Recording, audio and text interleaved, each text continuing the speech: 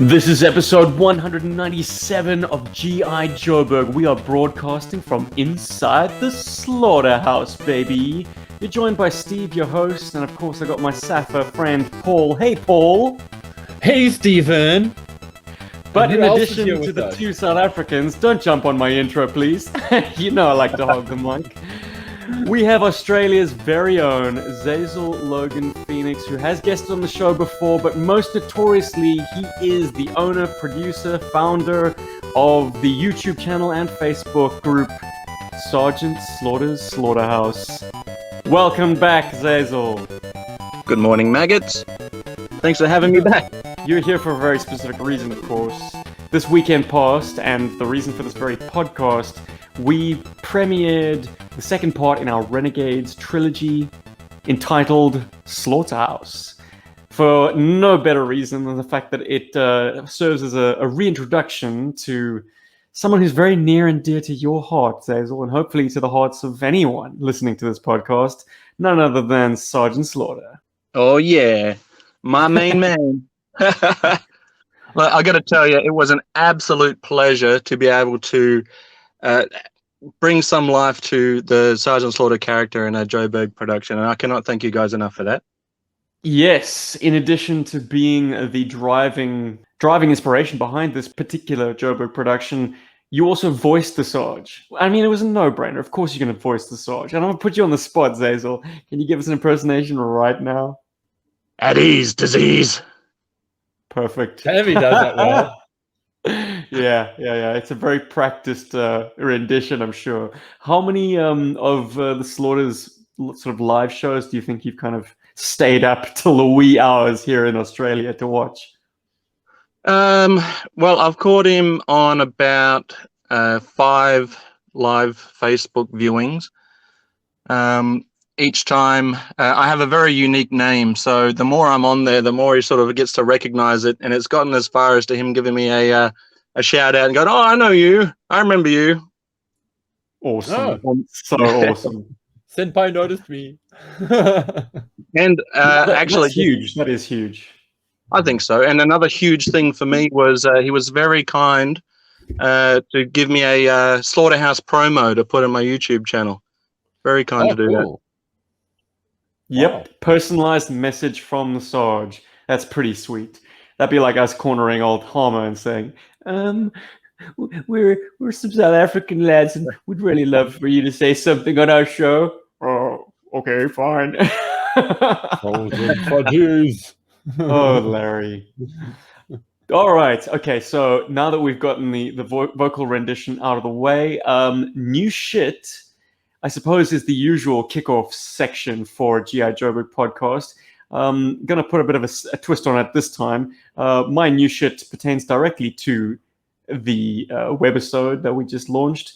I got the Core Beast Bomber and was featured in Slaughterhouse as this, I suppose, really throwback, but brought forward into the bleeding edge with jet engines kind of transport that the Sarge requisitions to get himself and his renegades to the mission. Cool. Yeah. Is it cool? I think it's cool. Okay. A chorus of cools rings out in the podcast. But, I'll be a little bit honest and say that as with all of the sort of off-brand G.I. Joe stuff, like the Core, like Sentinel 1 or World Peacekeepers or whatever, it's a bit shit. It is a bit shit. Come on. Let's be perfectly honest. Dude, no, I love the Core. As a 80s kid, the Core and G.I. Joe were hand in hand for me in my playtime, and there was absolutely for me when my grandparents would give me one, and it was always my grandparents that did it. They were just as beloved. What a bargain! What a bargain! To me. They were just as beloved to me as any G.I. Joe. So, and they had some pretty crazy and out there vehicles like the big wheel. But having held on to that aircraft and given it a good playthrough, it's got some swishability. It's a substantial bird, which is exactly what it needed to be, and it cost me all of about $30 Australian, which isn't a whole lot of money. I found it on Facebook Marketplace. A local kid, in fact, was wanting to sell off his old toys, and I happily gave him 30 Aussie dollars towards whatever he wanted to buy. Ultimately, I did ask him. I was like, Drugs. "You saving up for something?" Yeah, exactly right. 10-year-olds, right? Cocaine. Thanks. I asked him what he was saving up towards. He was like, "I'm not sure yet." But hey, I'm sure we can all agree as children, the power of actual cold hard cash in hand. It's very, very intoxicating. Yeah, Oh, now we yeah. can negotiate with his folks to buy loot boxes for him on his behalf on Fortnite. So why do I say not this to be so bird is cynical, shit? damn it. Why do I've I got say some this new bird is shit. Okay. Well, I wanted to just finally put the nail in the coffin with the Beast Bomber.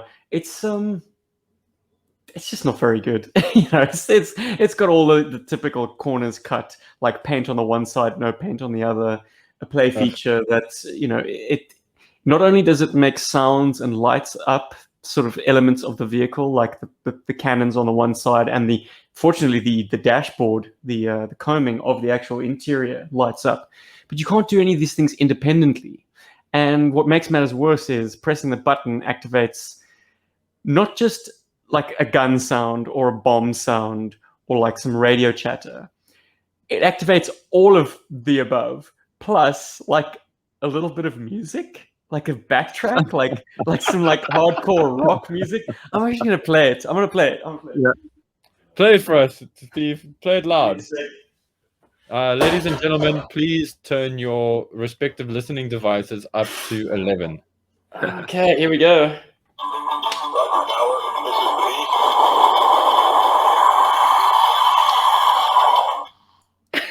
Yeah, and that's so on awesome. and so forth. Roger Tower, this is the Beast. Imagine that coming down through the clouds at your enemy below.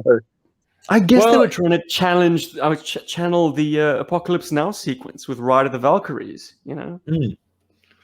Or It does have a cool feature in that the top turret, you press it down and the guns actually pulse in and out. oh, cool. Yeah, I think the that's coolest feature is that it can fit 2 triple T's inside of it. Way! Movie magic, baby. We actually got a comment on that. A bit of forced perspective work that's managed to. I mean, no one's actually fooled by this thing being that large, but it looked convincing enough. They did kind of match the angle of the ramp. Yeah. I think they were fooled, but we're going to get into that because I want to say something about Beast Bomber quickly. Like about the Beast Bomber and the core vehicles just in general. When I mean, as somebody who's bought a lot of modern era G.I. Joe toys and has had the occasional dabbling in some of the modern core stuff, there are some core vehicles out there that sometimes outshine G.I. Joe vehicles. I hate to say. Because they fit a niche that G.I. Joe weren't able to. It's just weird. It's just like, what is I have this cool like little hover boat which I bought for the core, or from the core line like years ago, and it's a cool little vehicle, and I think I paid less than $200 for it, which is like nothing in real world money. And at the same time, I just remember I had also spent something like 400 Rand on. What is it? I think it was the I want to think of the proper name now. It's not the Sky Raven. I mean the Ghost, the VTOL, the Skyhawk. They had done the Skyhawk Ghost VTOL thing or whatever. No, the Ghost Hawk. Yeah, Ghost Hawk, thank you. Sorry, just all of the damn renames. And I remember getting this and thinking, wow, I paid a lot of money for that Ghost Hawk, and it really is just this. And it should have actually been as cheap as this little boat vehicle thing. Because there was something about that little boat vehicle that just made it quite cool. Anyway, that's my 2 cents. I'd love to hear what people have to say about the core vehicles. I'm sure there's some real gems out there, and I'm sure there's some real pundits for that stuff. To your point, Xazyl, that they filled a niche that G.I. Joe didn't. In many respects, it's like there's certain vehicle types that Hasbro just never dabbled in. Like they never brought a large-scale fixed wing aircraft like the Beast Bomber or like the AC whatever 120 Shark, just a big transport plane. G.I. Joe never had anything like that, or a frigate. I mean, Sentinel 1 has a boat. Considering how many opportunities they had to make troop transports, or action figure carry cases, you would think that one disguised as an aeroplane would have been right up there. Exactly. You know. Oh well, thank goodness for the knockoff artists then, I guess. Even if they are of a slightly inferior quality, it's very amusing to me that when I was considering buying this, I obviously, as anyone does, you watch whatever review material YouTube has, and one reviewer was very quick to point out, yeah, I'm so glad that they went with a really thin plastic, because, you know, when I see this thing in the package, I thought like, yeah, man, the plastic's going to be really thick and heavy, but no, you take it out and it's really light and it's really thin. This guy's honestly like drumming up praise for it being kind of on the cheap and feeling really like thin. There's a core fan for you. There's like to the death. Yeah, absolute core apologist. Yeah, well, you know, they're out there. They are definitely out there. I mean, I think I was at risk of sounding like one myself now. But something I forgot to mention on last episode, because I didn't get a chance to for some reason, but I also got a Desert Scorpion. So now Stephen and I have both got new Desert Scorpions. Yay! Good job. I have zero. With all his gear? No. But thankfully it has all of its pegs, which is great. So the peg on the head and the little antenna is there. So now I can just hit eBay for the gear. And I cry inside. But it's such a cool toy, man. Desert Scorpion is great. I didn't have a Desert Scorpion when I was a kid. David had one, and we had the rocket launching version of him, which I always felt was like a misstep. Even though they gave him one of the cooler rocket launchers in the 90s line, I always felt like it was Mercer's one, wasn't it? Yes, that like cool flip over the shoulder situation. That was awesome. Or under the arm, however you wanted to do it. Which feels like they were trying to, at least in function, call back to his original loadout. Yeah. Yeah. But it just occurred to me that was probably where they were going with that. They were like, okay, the original had this non-firing rocket that kind of went over his shoulder. Well, let's try and emulate that. Exactly.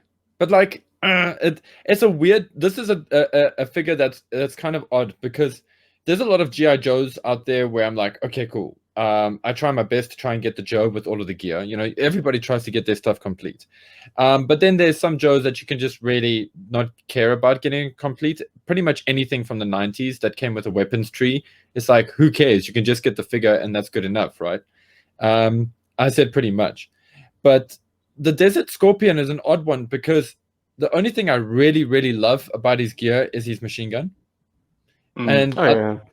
And the rest of his stuff looks so chintzy. It's like I get what they're trying to do, but my word, it's just dumb looking. Like, you're gonna send a guy into the desert without a single canteen. try and drink out of that bloody rocket stem that you get. Yeah, it's wonderful. It's dumb gear, but like, and I don't know if I'm saying this because I'm bitter because I don't have that gear, or if I'm saying this because I'm like, wow, I really don't want to go and like spend almost $600, maybe more, to try and just get the gear, and that means the left and the right claw, as you went into detail with last time. I think I know what it is, Paul, that irks you so much. It is that warring, like, I hate the gear, but I want my figure complete. But I hate the gear, but I want my figure complete. It's like, Yeah, because he exactly. does come with unique gear. How essential is the Scorpion then? I would almost say the Scorpion is the out of everything I've seen, he's probably the most essential next to the gun. And that Scorpion is so lame. I actually want to go and get one of those Scorpions from a cheap, baggy toy set. You know, when you go into the toy shop and you look at those little baggies that got animals in, and they're all in some giant like farm animal gangbang, and then you get like an insect version of that.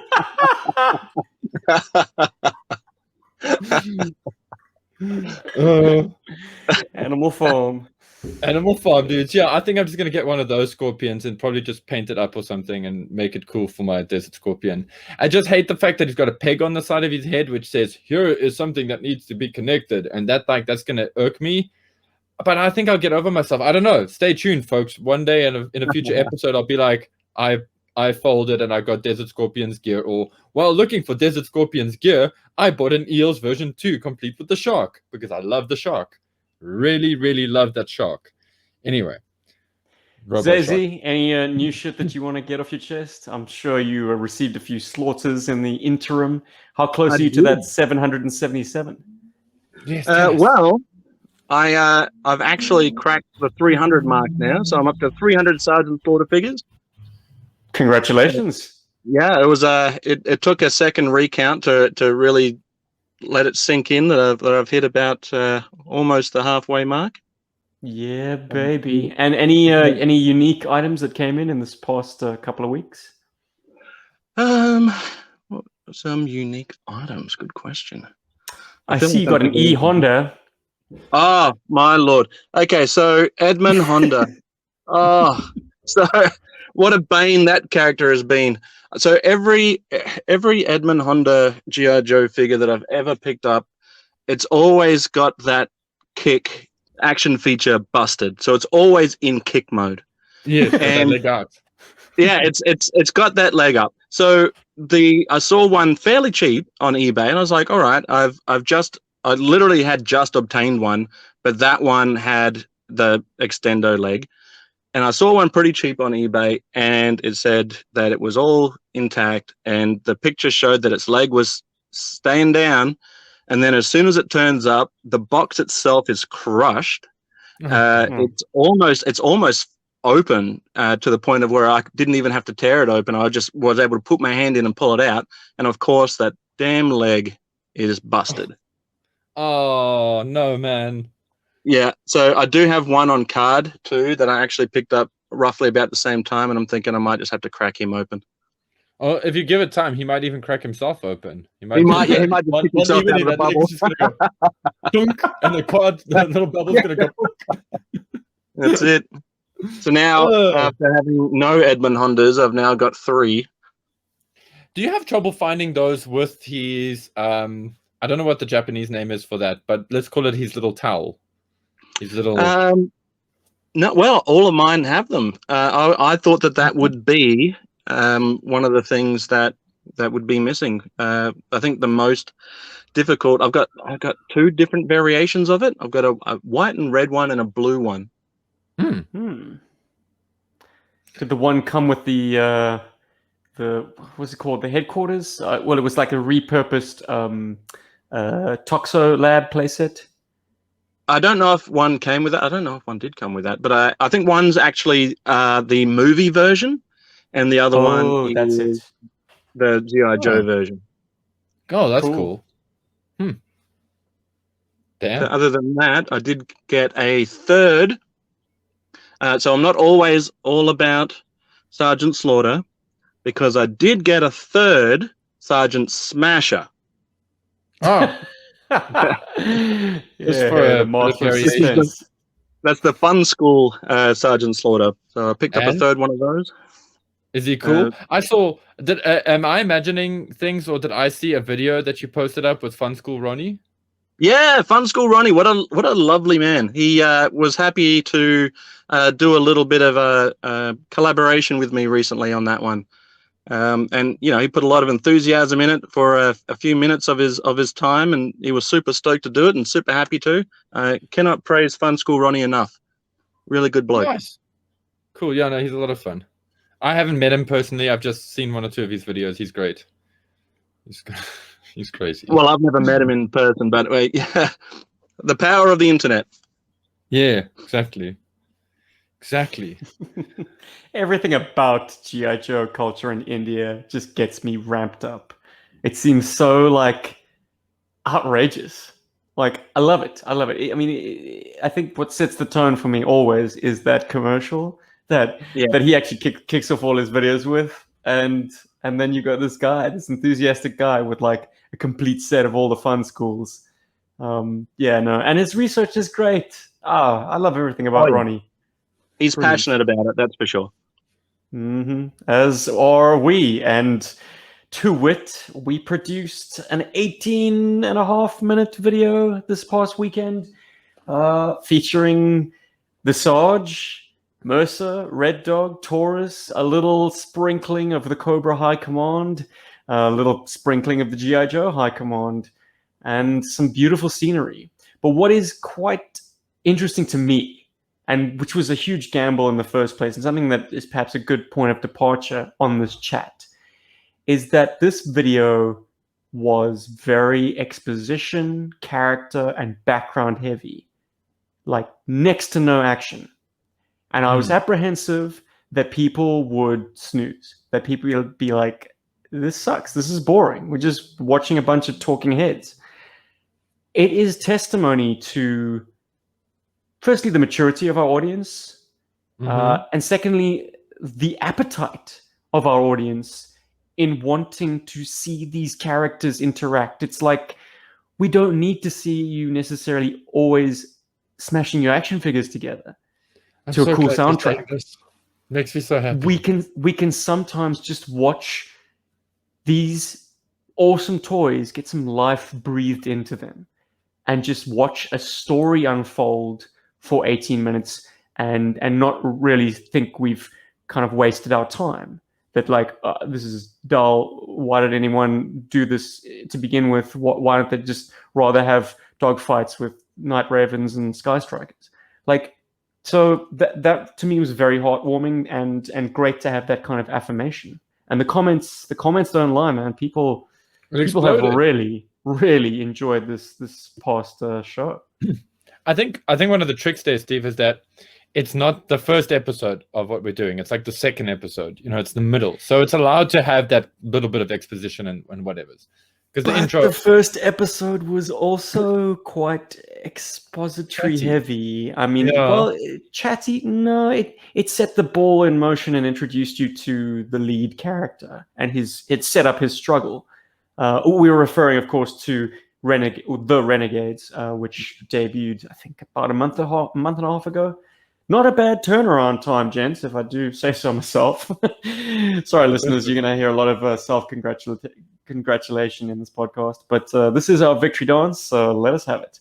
Not a bad turnaround between the Renegades and Slaughterhouse, but the Renegades was, it's Mercer's inciting action. Losing his friend to an organization that he had placed his trust into, and then being discarded by it, really lights a fire in the man. A man who was brought into shining life by none other than you, Mr. Paul Loebscher. Oh, Felix Stratton. Very good. It's like anytime I introduce a voice actor, you have to give an impersonation. Well done. You took Thank you. Well, something that occurred to Xazyl and I this afternoon over a couple of beers, which was exactly how this webisode actually came about, to be honest, was that you seem to have taken on a very introspective tone, maybe, in this episode. He's biding his time. I think the heat of his rage has kind of been reduced to a simmer, and he's waiting for his opportunity to strike. He doesn't want to be at the slaughterhouse. He doesn't necessarily want to be in the company of Sergeant Slaughter, but he's using all of this as an opportunity to hopefully exact some revenge. And it was evidence in your performance, either knowingly or unknowingly. No, the words I used today. Sorry, mate. The words I used today over the same conversation was that you're playing Mercer as a shattered man, and so in my mind, I'm as I'm watching it, you can feel that. He's lost pretty much his best friend, his family. He's lost the perspective of where he thought he was, in the grand scheme of things, and all he wants to do is, he's come charging into G.I. Joe, and he wants to grab a bunch of guys, and he wants to kick a door in, and he just wants to let some bullets fly, but he's forced to slow down, and think that performance, particularly vocally and especially in the interrogation scene where the play motion stuff goes with it, where you can tell that his world's come crumbling down and he doesn't know what to believe, and just that shattered aspect of his personality, I think, really shines through. Thanks, dude. Because that is Of something. course, you did have a cold the whole time, so that's probably got something I did to do have a with cold. it. No, that didn't hurt. In some places it hurt because wow, like I would do like a take and then I'd quickly pause because you know you get that like tickle in your throat and you're like "Bleh!" Oh, sometimes you did it on mic. I was having No, a great sorry, time man. chewing through. I didn't hit the pause quick enough. Sorry, man. What were you going to say, Xazyl? Well, sometimes it's movie magic and sometimes it's mucus magic, but either way, it's working. When it comes together, you know, gets to the big win. Fine. No, well, the thing is, like, I think in a lot of ways, I try to be sort of, I don't want to sound like an artiste here. Steven's script, well, the script as it was, I kind of got some of that feeling from the script, if that makes sense. Like, you know, looking at the dialogue that came before, and then also knowing from all the conversations that we had. So I kind of have this idea of what the character was supposed to be, or what I wanted it to be, in some places. And the whole feeling of the whole idea of him being a little bit displaced, kind of biding his time, that was very much intentional, almost to the point where he feels like an asshole. Sorry for the big boy word, but he feels like an asshole for like falling for Cobra, if that makes sense. So now he's in like this other outfit now, and he, like, in my mind, it's kind of like he is scared of sort of fully putting himself in, and so he's kind of trying to do the best to like initially kind of put up appearances like you guys mentioned, and then as he like sort of grows, a bit more of that comes out, and I try to do that, especially when him and Sarge start actually having a banter, and that's when he starts coming out a little bit more like slightly happier and slightly like whatever's. And admittedly, there's one or two places there I would have liked to have played a little bit better, done a bit better. But yeah, guys, I did try to do that. I just tried to get a Felix that felt in the like he's not 100% sold. He hasn't completely had the G.I. Joe Kool-Aid. And he's not completely sold on Slaughter yet, and he's still like annoyed and pissed off about what's happened to him, and maybe he feels a bit embarrassed about it as well. And also he's not a good guy. Like, I know it sounds weird to say that, but I mean, he joined Cobra first, so there's a part of him that's actually a bad guy. And so when he's around all of this goody two shoe shit, he's a bit like, you know. Yeah. So when you've got that line during the race, the Triple T race, and he just it almost says it as a way to shake himself out of how he's feeling. He's just like, "You're better than this." Yeah. And then he starts charging forward, and I sort of feel like that's, you know, he's not only is he better at you know, whatever he's doing in that moment, but as a person, he's better than what he was and where he was. Unless I'm reading too much into that line, but that's my headcanon. Well, I feel like I can't even remember if that is in the script or not, but I feel like the script does that. You know, like the story does that a lot for it. So it was a late edition, but it's there. There was like a moment, and I understand why we didn't use them, or why Steve decided not to use them, but there were moments. Here we go. No. But I mean, this is just a tidbit for the guys listening, so they know. But like when he was doing push-ups and things like that, there were these moments where he's like, "Come on, Felix, you know, you can do this. Push." No, you had some serious zingers in the ad libs. Serious, like the kind of shit that yeah, dude. Kiss the dirt like you're kissing your mama. I'll kiss your mama. Exactly. Talking back to the Sarge, I don't know. I'm sorry. I mean, I did use some of your ad libs gratefully. Love that line that Mercer throws back at Spirit, who, I mean, Spirit has probably said nothing that whole time that he was ferrying Mercer up the river, but he turns back and says, what does he say? Shit. I think he says, "Thanks, whoever you are." Yeah.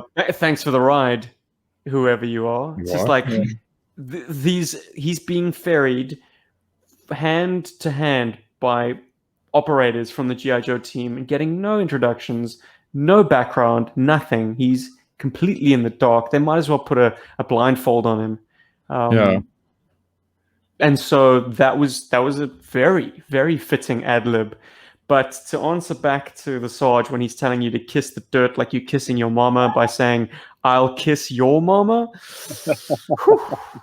somebody's gonna get a beating for that. Well, but that's the whole thing. Like, I thought about that line like when I did it, because I was like, I mean, because I know it's not in the final cut, but I thought about it and I was like, okay, well, this can go two ways. If Steven can put it in and it can go that way, and it can go in there and it will be perceived as Steve said it now. It'd be like he's challenging the Sarge. And I know that having been in the Sarge's position as an instructor in the Kung Fu school, when somebody gives you a lip, you do want to make their day that much more sunnier. You know what I mean? And I thought, okay, well, this is the point when Mercer starts getting broken. You know what I mean?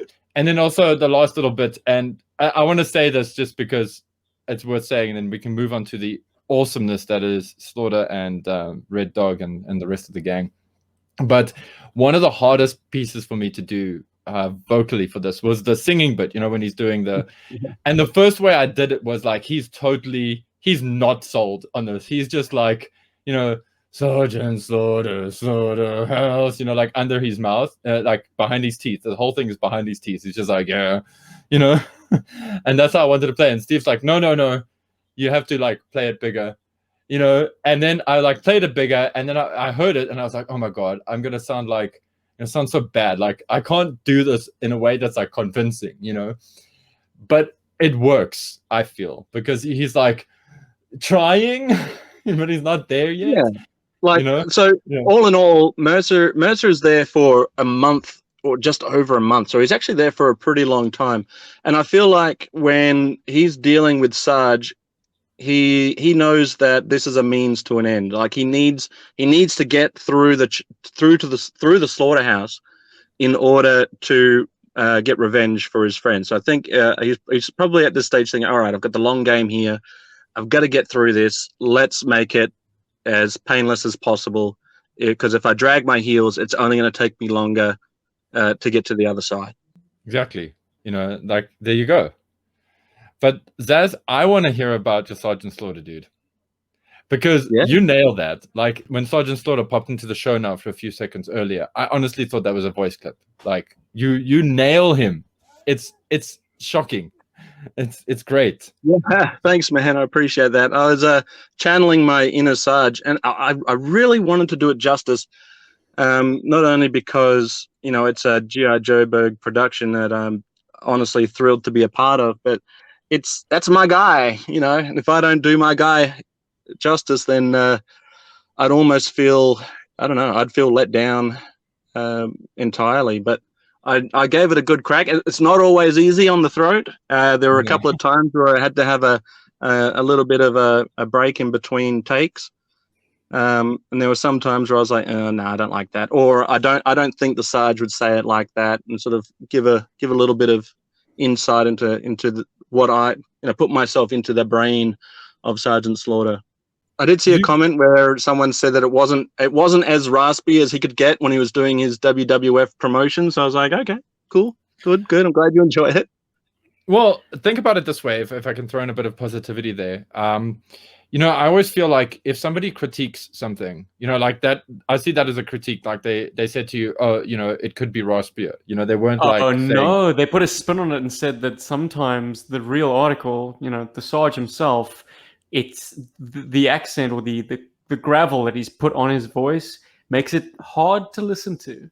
And I mean, I haven't seen all of the Sergeant Slaughter promotional material, and I've probably seen a very small percentage of it, but I can imagine it becoming quite grating after a while. Like, it's going to lose its overstay its welcome a little bit. So if Xazyl find a nice middle ground where it's actually pleasant to listen to this great, then power to him, which I think was what that comment was trying to say. Yeah, because I mean, for me, I also take it as a highly positive thing. You know, it's cool when somebody who is a big fan of Slaughter, who would make a comment like that, makes that kind of comment, because then you know, okay, you're actually hitting all of these notes. You're hitting all of these like good points of this voice, of this likeness. You know, and you know, oh, it could be this or it could be that, but you know what? Like, you've pretty much nailed it. That's That's basically what I feel is written in between the lines there. It's like nobody's saying to you like, oh wow, I was never sold on that Sergeant Slaughter. It's like, your Sergeant Slaughter is so great. Oh, it could have a bit more gravel, or Yeah. Well, Yeah, I mean, you know what I mean? Yeah, a bad take sounded like Yoda trying to do Batman. So it took a little practice. Who is the Dark now? Sorry, that's the picture I got in my head. Yeah, that's exactly how it sounded. It's like, okay, I've got to fine tune it just a little bit. I always have to be careful with Felix that I don't go into like my Solid Snake voice, because they're like very close. Because it's like Felix Stratton, and this is Snake. It's kind of like I got to like picture that's like my thing. I have to like have the toy in my hand and picture this guy in my head, and then I use this like I actually want to ask, do you have like a line that you have that always turns you into Sergeant Slaughter? Well, I usually start with a "at ease, disease" or "welcome to the slaughterhouse," and then sort of refine it a little bit until I feel it properly in my throat, and then I was like, all right, we're good to go. Let's do this. Right? Yeah. Like so. Like I feel I have to do the same thing. So like if I want to do like Felix Stratton, I go Felix Stratton, or even big bad cobras need air conditioning. Exactly. Like I've got to get there. Or if I want to do like an Australian accent, I go koala. Yeah, that'll do it. And look at that koala. Oh gee, throwing out that crocodile. You know what I mean? Like I gotta do that, and I don't know if that's like a normal thing that people do, because I've been watching lots of SNL skits and lots of like really good voice guys and how they get into character, and they just switch. I mean, the dudes from the Ninja Turtles are insanely good. But anyway, enough about that. Nice one on Slaughter. We totally felt it. My girlfriend laughed. She enjoyed Slaughter's lines. She was like, "Oh, that character is so great." She wasn't even like, "Oh, his voice is so great." She was just like, wow, that's such a cool character. And awesome. That, in my eyes, that's high praise. Because I didn't tell her who was doing what. I do that as a rule. I never tell Celia any of this stuff. Or if anybody's watching it, I don't tell people, oh, that's Steven's voice or whatever. I just let it go, and I just see how people respond and react. So. Well, thanks for the praise, my man. I appreciate it. Speaking of Steven's voice, I could not believe on the first viewing that Red Dog was Steve. I was like, that's so great. Is it? I had to second guess myself. I finally realized who it was that I was channeling, and a lot of people said Taika Waititi, but to be honest, a lot closer would be this bloody Step 1 commercial. I don't know if you get it, but it's an underwear commercial. You posted that links, and when I walk, they chafe. That guy. Oh my god. So that give me a juicy. Sorry. That was Red Dog. I mean, I try to find reference for a Samoan accent. And while I can kind of picture one, in order to key into the sounds, you want to hear a native speaker speak for a while. And there just isn't anything on the YouTube that is of any assistance there. So yes, I'm guilty of going a little Maori. But hey, man, South Pacific, it's all good, right? It's certainly a little bit closer to home than, I suppose, the Sunbow guy. Though I enjoyed what he was doing. Thank you. Yeah, like I'm grateful that people warmed to Red Dog. I am surprised, let me just say at the outset, at how the Renegades have support in the Joe community. I always thought that they were mediocre at best. The figures were always slightly lackluster because the backpacks were reuses and they came with a single gun each. They were not selling these figures to you on the basis of their accessories. And unless you gave the file card a deep read, you weren't going to key into the fact that these guys were something else other than G.I. Joe. And it would take a very creative kid to expand into that play pattern of these being G.I. Joes like I don't know, the guys who'd really take out the trash, like the people who do the unsanctioned work. You'd also struggle to make the Sergeant Slaughter connection, particularly if you hadn't seen the movie or if you hadn't bought it in the 3-pack version. Like in South Africa, the Renegades were broken up into single-carded. So they were rudderless. They had no leader. They had no affiliation to one another. They were just like in the single pack? They were single packs. The file cards I don't think were changed much at all, but you didn't associate them with each other.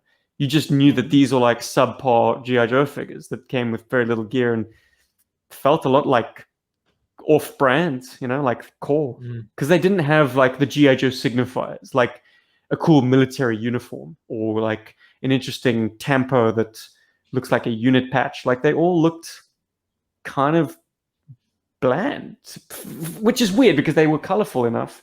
But I just remember having a kind of a lesser perception of them for it. I'd much sooner be buying a G.I. Joe that comes with a backpack and a knife that goes in the backpack and an aerial and a shotgun. And I'm talking about Falcon here, but he was their direct sort of peg opposition back then, for me at least. To round out the Renegades, in the live chat, there were quite a lot of people when the Triple Ts are coming up to the plane and they're about to take off for their mission. There's a lot of people going, "Oh no, where's Taurus? Where's Taurus? Where's Taurus for his mission?" And I feel like there was a great sense of relief once they realized the bull was in there having a "Don't wake the sleeping bull." Yeah, which just speaks to once again how people have a almost rabid desire to see these characters and see more of them. I mean, I think we can all agree that their sequence, their sort of raid on the Terradrome, is like a high point to G.I. Joe the movie. Oh, yeah, totally. I would always skip to that section if I only had like 10 minutes to spare and just watch their infiltration and the action. And yeah, man, it was great. It is definitely a sort of a tentpole moment of the show. But they are criminally underutilized. They have no comic book appearances in the classic run. And I guess the Renegades fans really put their hand up on this one.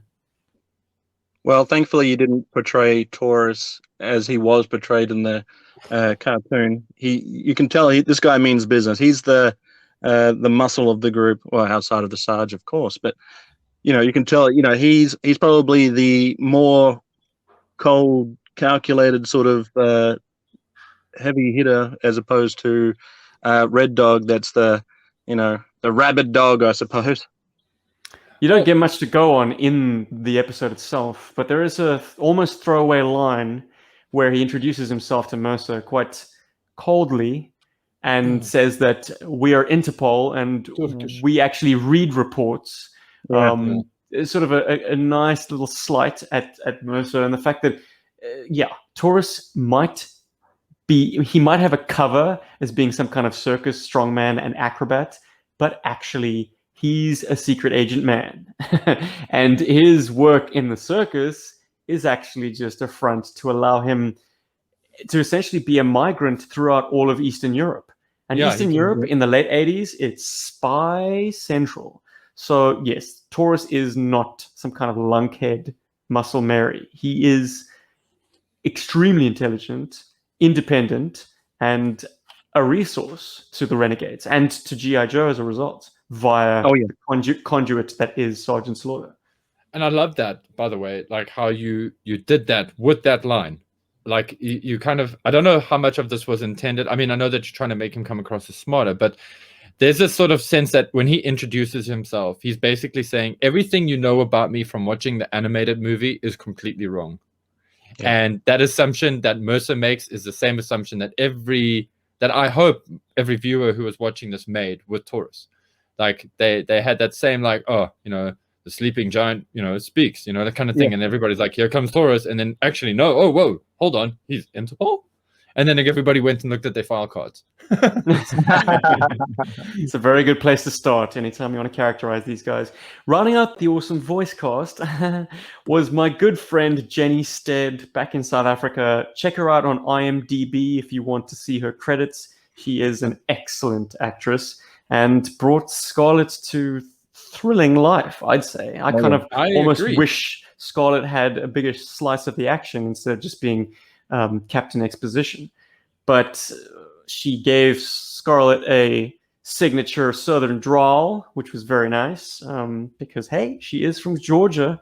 And while she is a covert operative and counterintelligence lady, and no doubt can master many an accent, when she's expressing herself in her own tongue, why the hell not?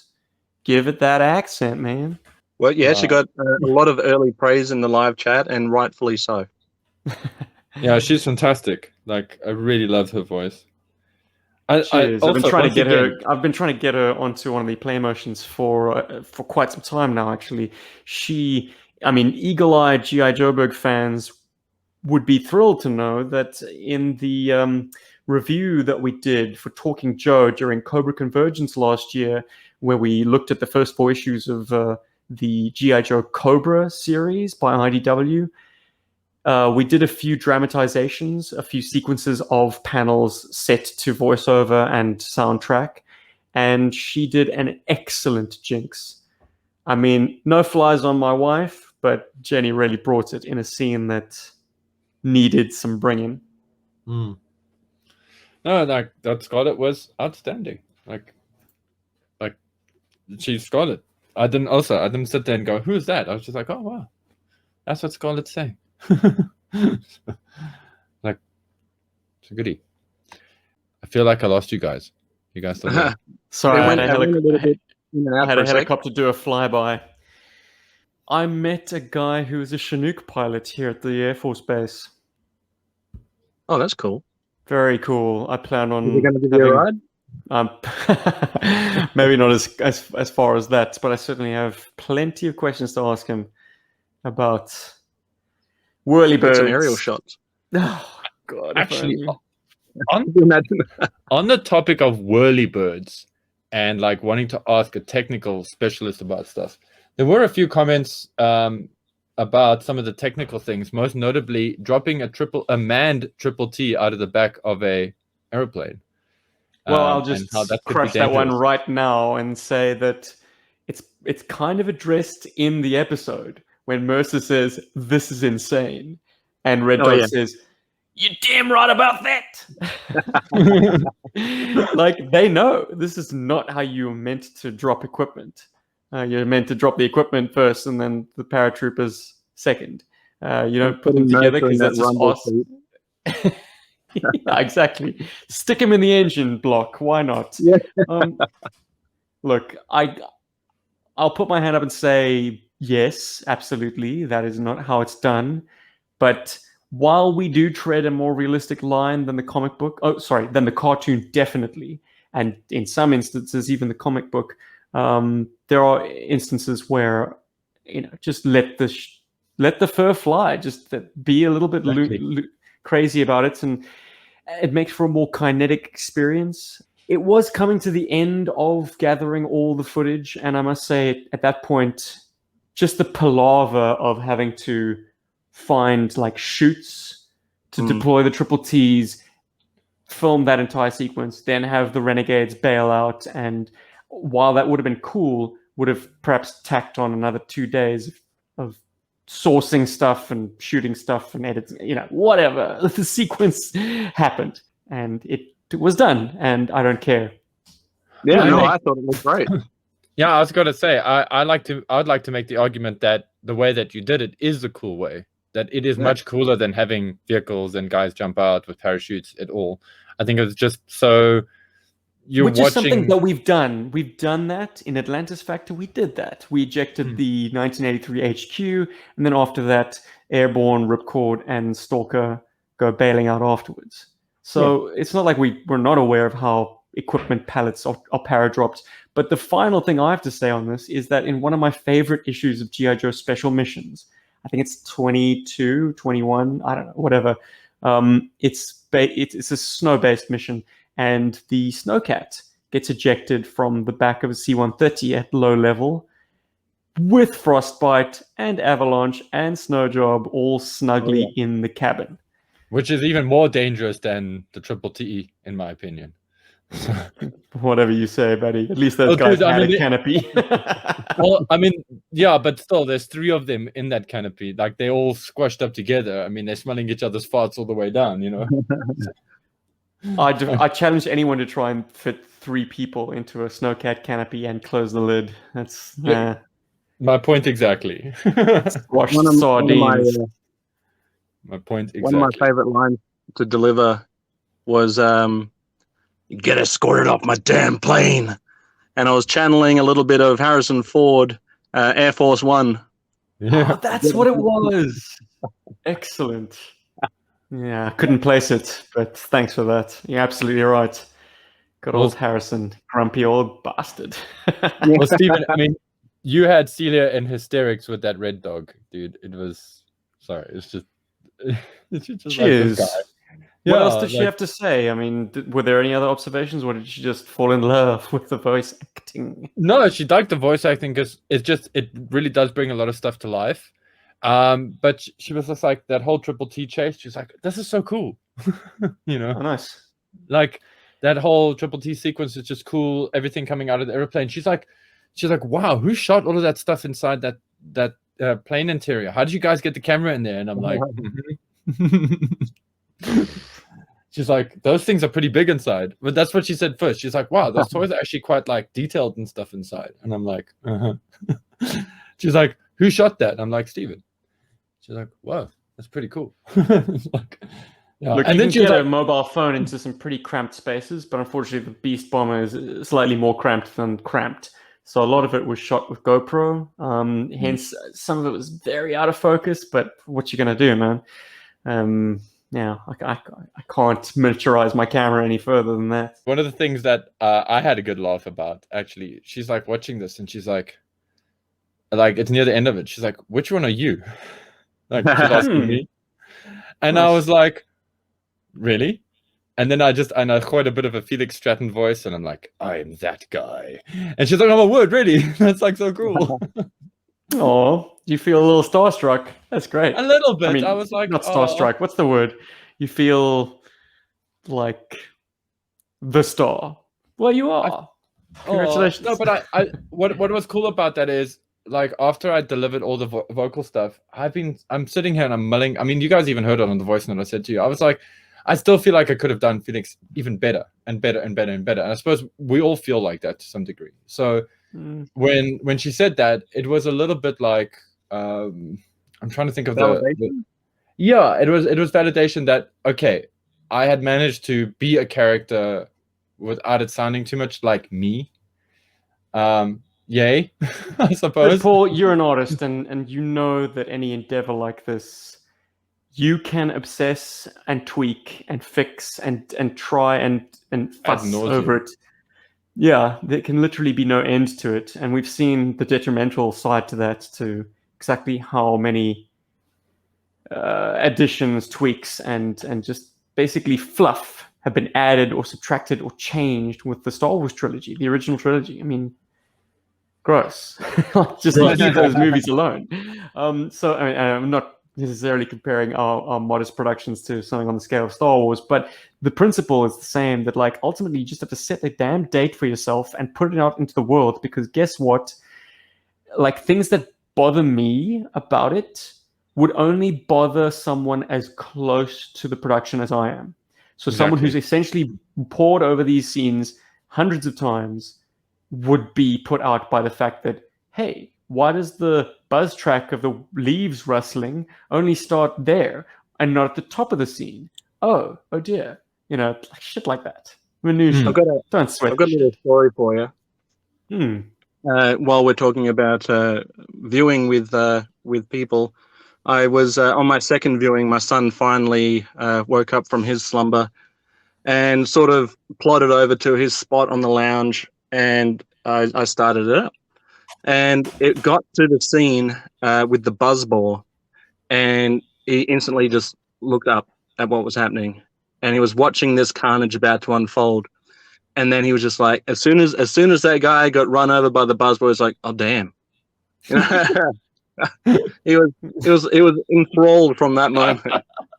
That's so cool. And to get any sort of anything out of a late teen is it's a hard task on itself. But to get a damn out of him was great affirmation that it was entertainment. And I think I we'd be think it was doing perhaps the first splatter scene in any of these productions. We actually mixed together some blood for that. well, you got a second Dan when it came back to the to the close up of the blood. He goes, "Oh, he's gone." Minced.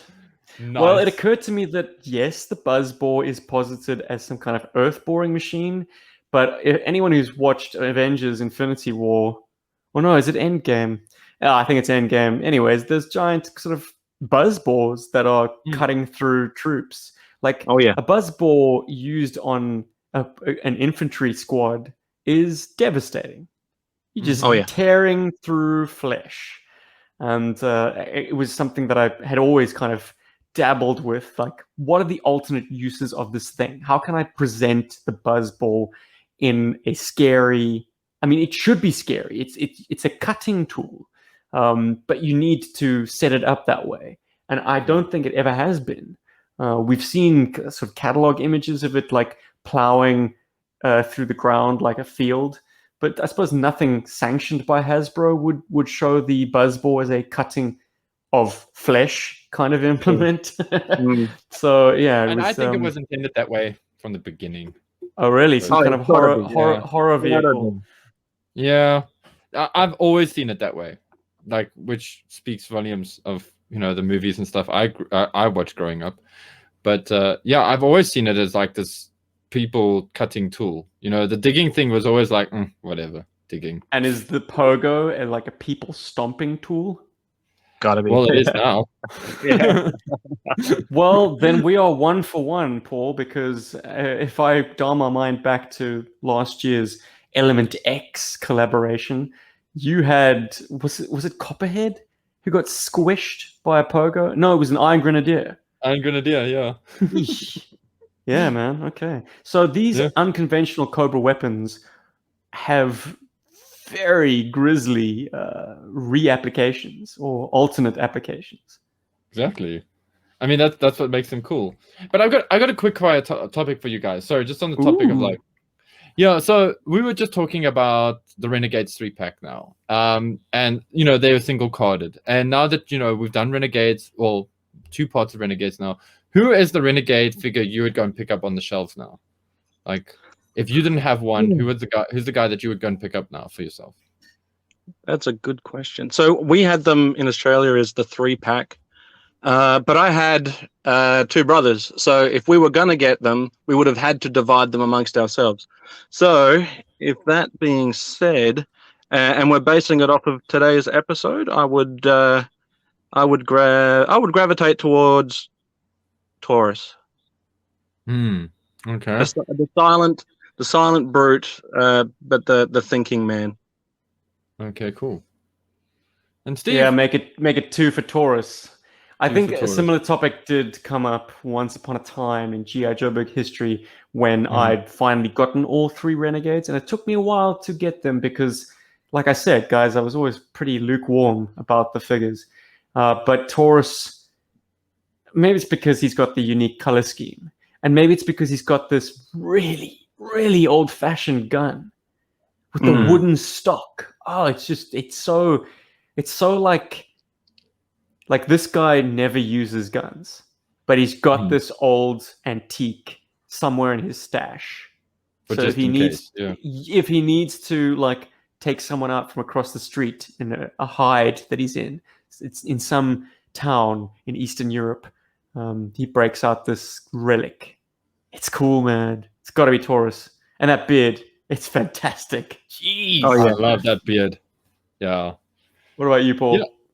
Oh, wow. I'm always torn with that set because I actually like them all very much. But, for as much as he's not the best looking figure out of the 3, I really do enjoy Felix. I do enjoy Mercer.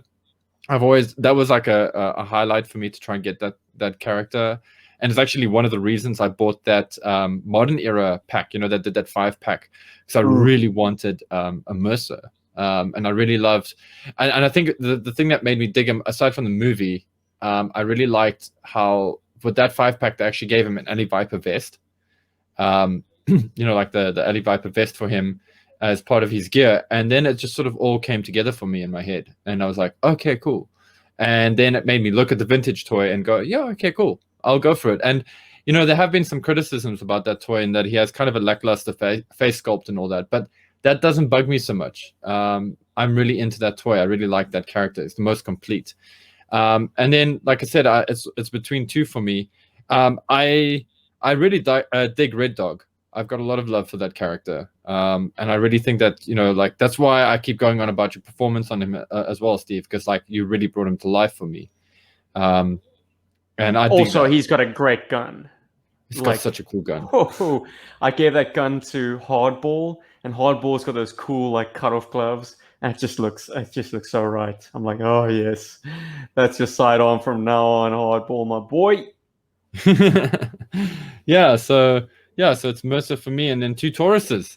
And guys, Taurus, if you are on closer inspection, there's some very cool sculpting stuff happening there with him as well. So just if you are watching the YouTube version of this podcast, scroll on down to the comments section and let us know who your favorite Renegade is.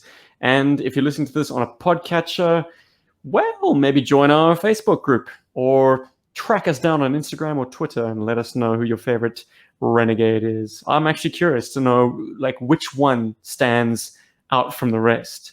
Is it going to be Mercer, or will there be a dark horse in the running who takes the lead? Well, I'm suspecting Mercer. He's got a cool backstory. Ex-Cobra Viper, that's hard to beat. Mm-hmm. Got off Cobra Island by hot wiring a Cobra Moray hydrofoil. Maybe that's a video. That has to be a video. There you go. There you go. Paul's throwing his hat into the ring. That's got to be a video. Rounding out the new toys debuted in this episode, we have a sort of an additional character in the Slaughterhouse itself. This is a toy that I spoke about some episodes back in the new shit section. It is none other than the 2009 Pit Command HQ from the Rise of Cobra movie line. And this is not my toy. This was on loan to me from the Slaughter's quarters. Xazyl, this is your toy. Do you want to say anything about it and its portrayal in the film? Yeah, so I was always going to try and come up with a diorama of some description for my own collection for the Slaughterhouse. And early on, when we started talking about how we were going to portray the Slaughterhouse, it dawned on me that maybe it doesn't have to look like a bunch of old aircraft material or cut-offs. Maybe it could be a mobile base of operations. And then I got a good lead on the mobile pit, which I now refuse to call it the pit. It's now officially it's the Slaughterhouse for sure. And every time I got a message saying, "Hey, we're going to take the pit down to the beach today," I'll be like, "We're taking the what?" True story. It is and another thing now the Slaughterhouse. And a little quick bit of movie magic was some people might not realize that the first image of Sergeant Slaughter on top of the Slaughterhouse is not actually a Sergeant Slaughter G.I. Joe figure in its true form. It's a Sergeant Slaughter micro figure. Which I only noticed today. We had to cheat the scale slightly. Nice. I'm glad to hear that, Paul. So on the first, second, third, maybe even the fourth watching, it wouldn't be evident. But yeah, in order to set up the scaling of the pit, the Slaughterhouse. Apologies. Thank you. We had to say, "Welcome to the pit." No, gross. Which makes no sense anyways. Like, it's above ground, clearly. It's not a pit. But in order to get that railing on the top of the Slaughterhouse to scale well, the micro figure was a no-brainer. And fortunately, I know a pal in town who has a lot of variations on the Slaughter action figure. So I asked you that. I think it was that morning, or it was the night before, because we had an early start. But I was like, "Oh yeah, you don't happen to have the micro figure of the Sarge, do you?" And you're like, "Are you kidding?" How many? No sure. Yeah. And it works. I think he is perfectly in scale. I actually rewatched a playthrough of the Rise of Cobra video game, the level where your Cobra characters assault the pit, aka the Don't do Slaughterhouse. that with Storm Shadow. Yeah. Well, yeah, you need some ranged attacks. Like Destro would be a good pick, but yes, turns out the scale of that vehicle / playset is perfect for the minifigures. So there's that. Bam. Sergeant Slaughter's Slaughterhouse to the rescue. And another nice cheat while we're on the topic of behind the scenes movie magic. There was a comment that I think read being envious about the fact that we've got like a kind of a walk-in gun closet. Oh, yeah. At one point, the Sarge takes Mercer to the gun cage to get him equipped for the mission and sort of offers him all the typical weapons that you might expect the G.I. Joe arsenal to possess. And obviously Mercer settles on his signature hand cannon. But what's the line, Paul? Plenty of stopping power. Give us that line. Plenty of stopping power. Perfect. It's like I'm watching it right now before my very eyes. The walk-in gun closet, you'll notice, has no hooks or any kind of adhesives. That's because that's on the ground, and I'm shooting downwards at it. So clever. So gravity is holding all those weapons in place, my friends. That is the floor of the Slaughterhouse. You're smarter than you look. The figures are kind of being made to hover inches off the ground by good old hand manipulation. I love some of those where you actually take the arm off and it's not obvious, because I know how it's like you have like hand action going, and I'm just like, wow, like I don't even think about it. I'm not even thinking of it technically when I'm watching that. I'm just like, oh, that's so cool. And then when I watch it like on the second or third time, I'm like, wait a minute. G.I. Joe. You make an O-ring like figure zip up his vest. Yeah, that's exactly what I was saying. Yeah. There's that subtle motion of zipping it up, and then the Sarge with his campaign cover. It was a great montage scene. Ain't nothing like an 80s arm up montage. I think I have Cujo to thank for putting that firmly in mind. He's all about those kind of arm up scenes. Check out the Black Book if you haven't already. There's an arm up scene in that. And speaking of like, we were talking about like movie magic and all kinds of weird things. Red Dog's got a very unique Triple T, and I wonder if this video has maybe made the Triple T a little bit cooler in the eyes of some people. Well, you got a lot of praise for the Red Dog decals for that Triple T. Oh, wow. I haven't even seen that comment. That's cool. Yeah, well, people are commenting on the live, as well as there's definitely a comment on there now in reference to it. I'm sure of it. Cool. I will go and check that out. Thank you. Yep, Paul whipped up some custom decals, which I was intending originally to apply to a Night Force variation, but I didn't want to mess with the glow-in-the-dark stickers that were already there. So, I took a kind of piece of black glossy cardboard and cut it to fit the panels, and then it was going to fit the decals onto the black cardboard, but they just didn't show up. So it was like, damn it. I guess we'll just ditch that idea. But once again, the Slaughterhouse to the rescue. Xazyl had a unstickered standard Triple T release, and obviously the red. If you need a fleet of Triple Ts, I'm your man. Well, you've already hooked me up with a very generous donation in that regard, Zaz. So, yeah, man, you're good. You're good in my book. Well, I'm gonna make a bit of a plug then. I think we should make those stickers available to our patrons. What do you guys think? It would be a shame if they weren't available at all. Yeah. Yeah. So that's a nice little Patreon incentive. If you're part of the Berg Force, you can download those stickers. I'll make sure that they're up by the time that you are listening to this video, or viewing, however you consume this media. But well, then, Paul, I defy you to come up with a unique Taurus and Mercer set as well. Cool. Oh, yeah. I've already conceptualized those, because I actually thought you were going to ask me for those. And that question never came up in the chat box. So I was like, okay, so it's just Red Dog then. Cool. But yes, there will be there is a Mercer idea in my head for them, and there is a Taurus, And Sarge doesn't need one because Sarge is large and in charge. So with his triple T, Sarge has got his name plastered on the standard release. I don't think he needs anything more than that and the USA livery. exactly. Yeah, it's perfect, man. And Xazyl, just quick question for you, man. So would your hangar of triple T's be called the TT house? Well, it will be now. Lock it in. Red Dog, fetch me a triple T from the TT house. That's terrible, Sergeant Slaughter. It pales in comparison, but you know. Well, I wasn't the first person to throw a Sergeant Slaughter voice at a Joburg production. One of my absolute favorite episodes, obviously, is Graduation Day. So I reckon that must get a playthrough in my household at least twice a month. Wow. Hey, thanks. So you're responsible for all those extra hits. Yeah, that's I me. thought that video was dead in the water.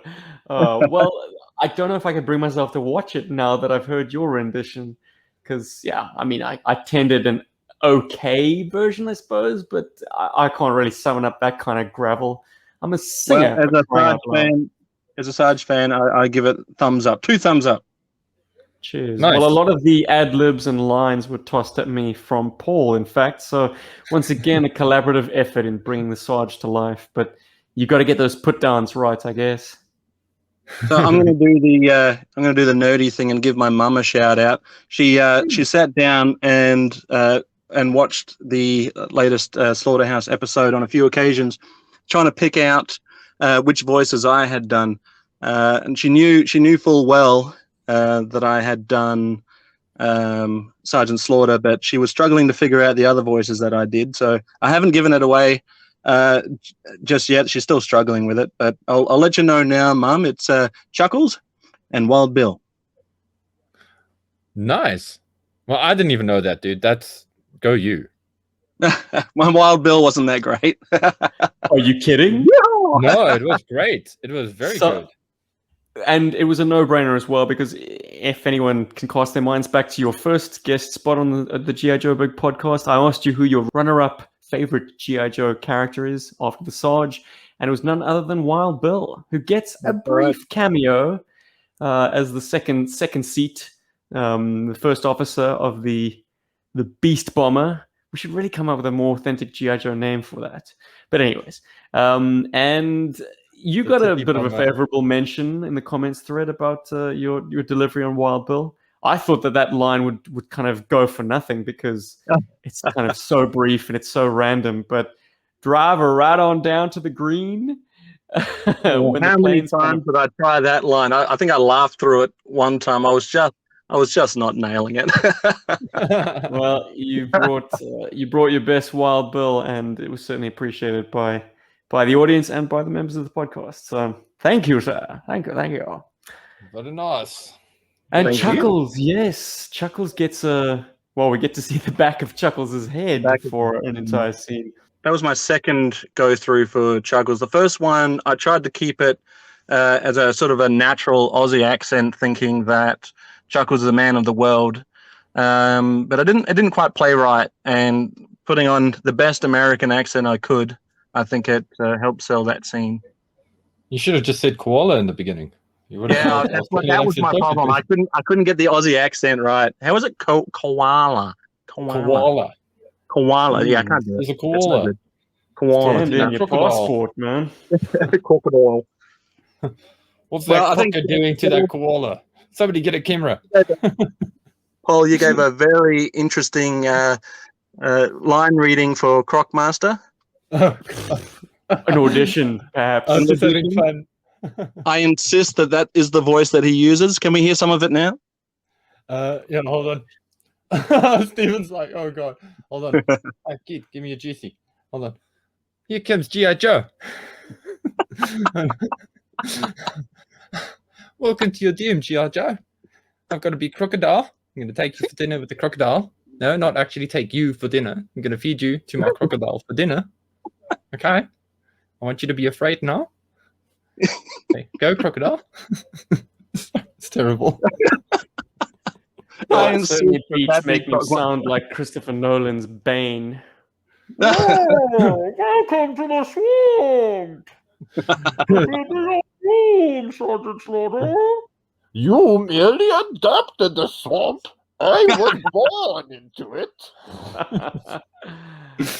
Yeah. Well, that Oh, I sets love up that. part 3, I guess. Part 3 is where it all happens. The action, the unstoppable force, and the immovable object will meet. Well, we were What unsure will- on how we were going to end the Slaughterhouse, and I think having a bit of a tease with Crockmaster was a great way to set up the next episode. they're definitely onto something. Sorry. Very good. Yeah, I didn't use the standard Crockmaster Croc. For whatever reason, I thought the the animal orgy gift bag crocodile that I had to hand looked a bit spookier with its red eyes. It definitely does. Full on. It Good. does. Yeah. Nothing like The- a black croc. I got it. Yeah. Sadly, the original Crockmaster's crocodile pales in comparison to the modern era re-release. And Oh yeah, yeah. And it just looks so cuddly. It's so cute. It's like, yeah, it's I'm a little crocodile. overfed. A bit plump. I'll bite you. Watch out. Don't take a dip in my pool. I'll bite you. Nailing it. Yeah, no. Gentlemen, Yeah, should no, we no. switch tracks for a sec? I would be remiss if I didn't do a quick Postbox the Pit, because guess what? Troy Smith has once again given us an awesome voice note, which I'm playing cold. So let's see what he has to say. Hello, G.I. Joburg. Lieutenant Falcon here. Cobra's been spotted outside the village area. We need you to take the Desert Fox and do a recon. The question is, who are you going to take with you? Who's your driver? Who's your gunner? Who's running comms for the bombs in the back? And who's running shotgun? Okay. I love this.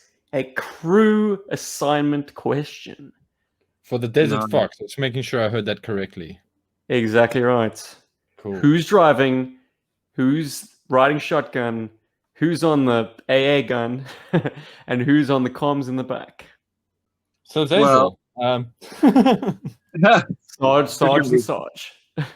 Yeah, so we've got Sarge version 1, we've got Sarge version 2. So I guess, well, look, I can't not choose Sarge. We'll put, if I'm going to grab Sarge, then I might as well grab the Marauders as well. Let's load that thing up with all the Marauders, and we'll put Freedom overhead, keeping watch, and Mutt in the back with Junkyard. Just each one of them fighting over who's going to have a Scooby snack.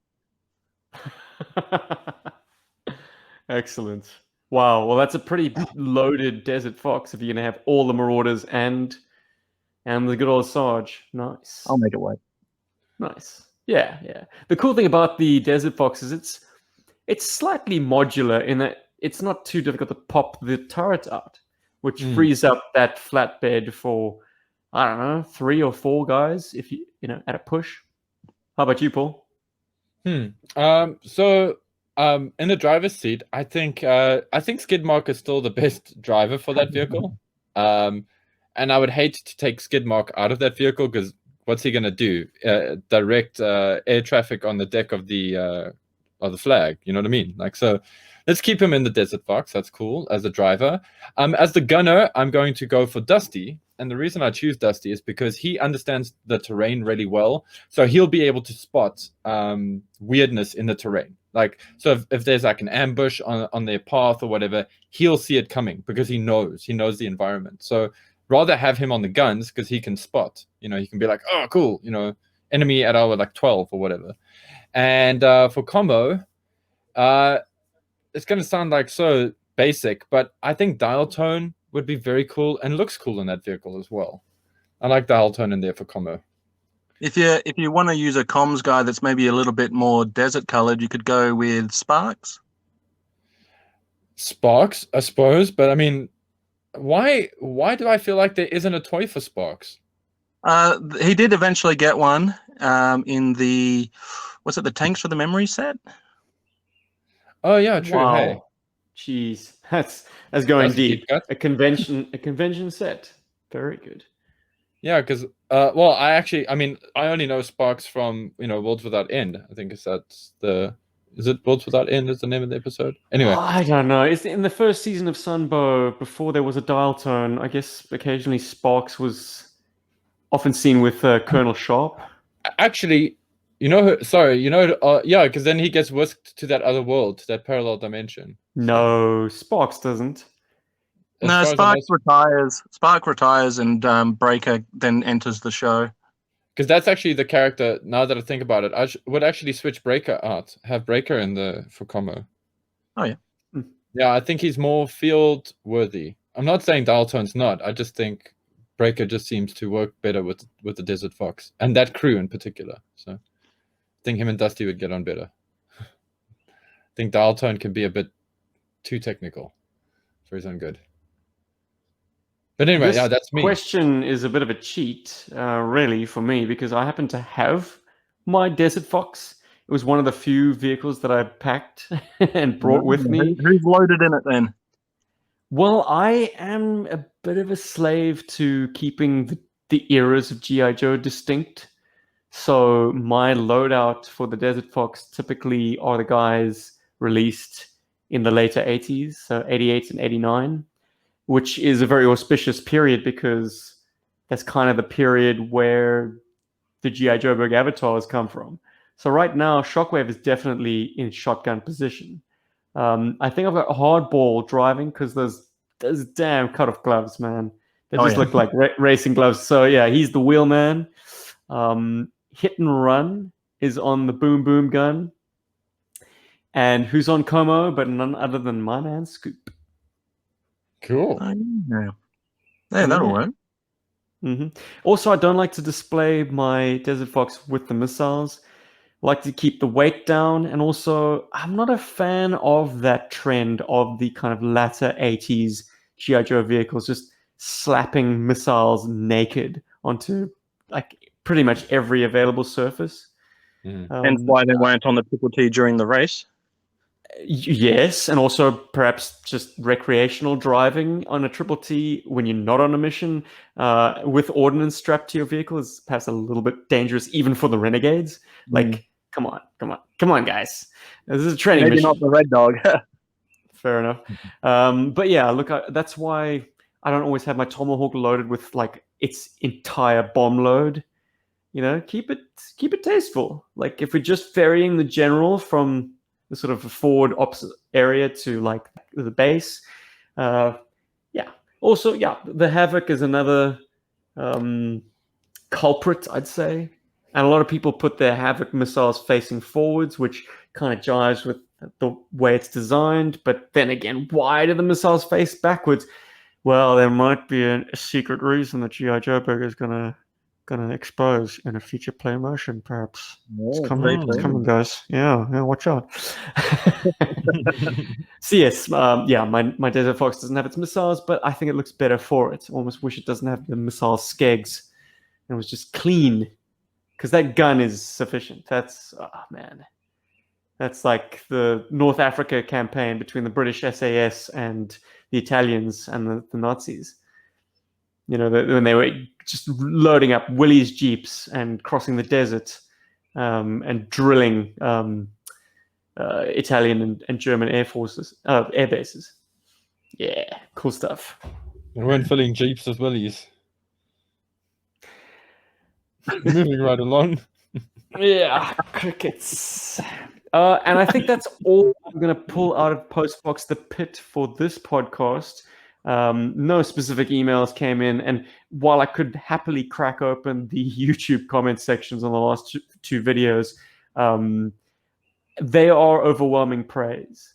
So, you know, even my ego will start feeling a bit nauseous after a while. But like, it's great. Magnus got very, very warm comments on his Lego creations, and very, very well justified. Those things are incredible. And Slaughterhouse got also an avalanche of praise. So thank you to everyone who commented. It's always appreciated. And I always hit a bit of a slump making these things where it's really, really becoming a fight with my computer.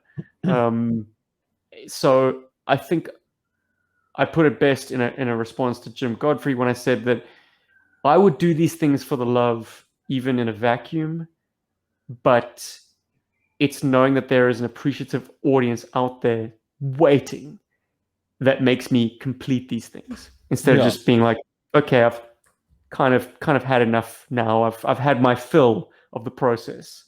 I'm going to leave it there and walk away and save my sanity and my marriage. Well said. Well said.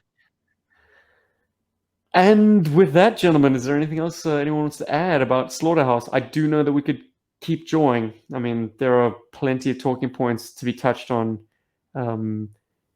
Little knickknacks, like, did you know, for instance, that the officer who gets chowed by the buzzball is none other than the officer who failed to eliminate Mercer in part 1? Oh yeah, there was one comment that picked up on that. So well done to that viewer.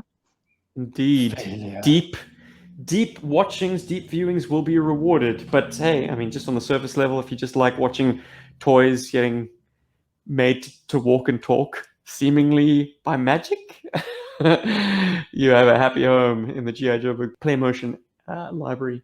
Indeed. Yeah, and that's all I have to say about that. And when it's all finished, I'm pretty sure we will do a commentary track again. Oh, absolutely. Excellent. Yeah, man. Yeah, so anything we missed here, I'm sure we will get to there, if memory serves us. I'm sure a lot of things will come back to us as we're sitting there and watching it. Thoughts and feelings, emotions, the itchiness from the mosquito bites from waking up and playing before the sun came up. Actually, here's a little story I'll give you before we finish up. I showed up a little bit before Steve, and I was unprepared for the amount of mosquitoes that were going to be around. And I actually approached this elderly fisherman, I guess heart in hand, and I was like, "Please, sir, have you got any mosquito repellent?" And the chap was so lovely. He was happy to give me some of his some raid to ease me of this mosquito infestation. It was brutal. Before sunrise, they are really, really active. And this location was a stagnant pool, essentially, at that time of day, because the tide action hadn't broken through. But boy, oh boy, did we get lucky that day, didn't we, Xazyl? Because you'll notice that when Mercer's dropped off by Spirit in the raft, it's a perfectly still, tranquil body of water. It makes floating that thing a cinch, because I was at first concerned that it wouldn't float at all, particularly not with 2 figures on board. It's a very petite craft. But if there was any kind of wave action, it would have made that sequence impossible. You know, you've got Freedom swooping up, we follow him towards the sun, and then he swoops across and we catch the raft heading in the distance, and then we cut to a close-up on the raft. That raft would have not been able to stay in place had it not been a perfectly still, stagnant pond.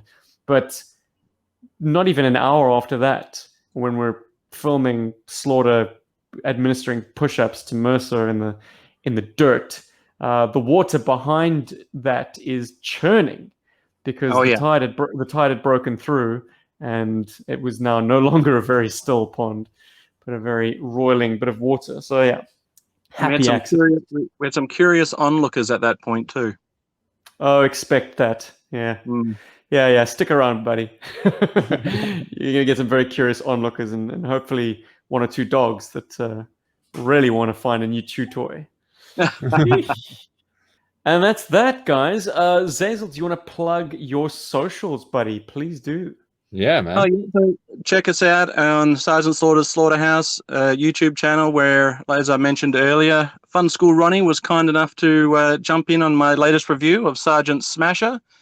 So do go ahead and check that out. We also have a Facebook group that you're more than welcome to pop in and discuss everything Sergeant Slaughter. That's all I've got. Nice. Cool. I want to just drop in. We do have an awesome Patreon, and you can come join the Berg Force for as little as $3. And there you have access to all kinds of great stuff like discounts on our merch store, early access to some of the videos, audience participation in our podcasts, because we do these live interactive podcasts. I'm sure some of you may have heard the audience there, so you get to join that if you support our Patreon.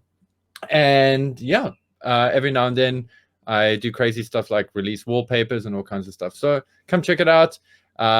It's totally cool. You're totally supporting something that we love doing, and we're making something awesome together. And then also check out our merch store if you want to get some cool G.I. Joburg merch.